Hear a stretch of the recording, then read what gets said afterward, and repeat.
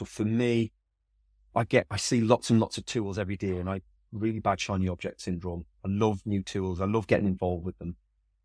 My advice would be play about with them by all means. But if you get the feeling that it's taking you far longer to produce this than what you would if you didn't use the tool, and you don't see any way that you'd get more efficient over time, then don't use it. Move back to keep it simple, minimum tech stack as you can, but every tool must have its place. And if it doesn't deliver on value, get rid of it. And categorically over time, think about every 3 months, think about, is my stack that I'm using to help me do this cost effective, efficient, and is it helping me? Because if it's not doing all three of those things, then you need to get rid of it, find something else. There's always alternatives, and they're popping up all the time. You'd be surprised what's out there if you go and look.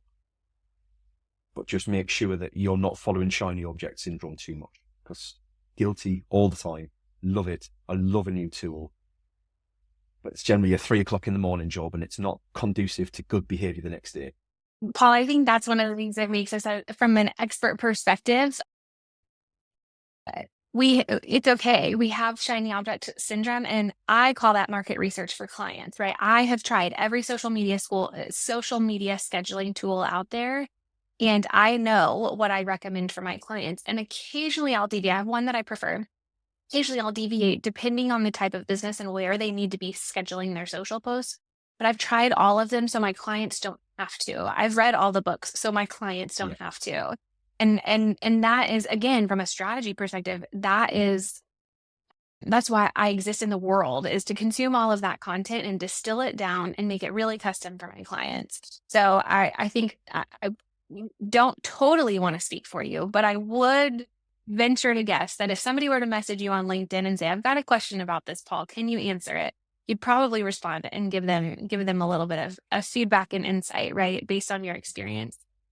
And the same thing for me. I love questions, because if someone is asking me that question, 10 more people are behind them not asking that question. And so I can use that as an incredible opportunity to teach, turn it into part of a 20-minute video that then I'm going to use this whole process to, right?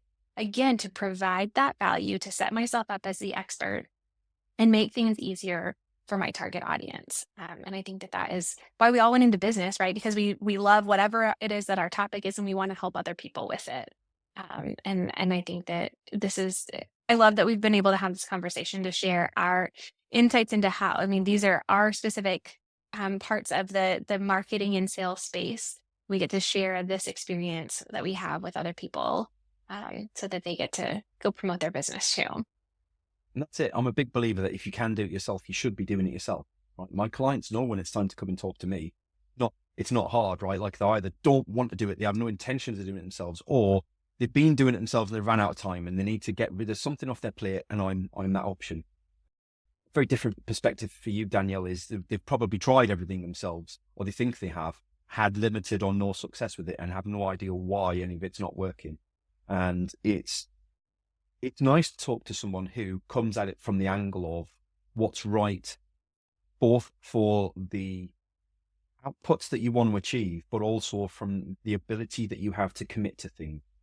I think that's the bit that a lot of marketing strategists overlook is, well, you want to achieve these things here. Well, you need to do all of these things here. And all of a sudden it's insurmountable. What we're talking about here is, okay, you might want to achieve this, but let's be realistic here. Got this amount of time to allocate to it. You're going to see these sorts of results. You want to get to that, you need to be doing this. And that's not you right now.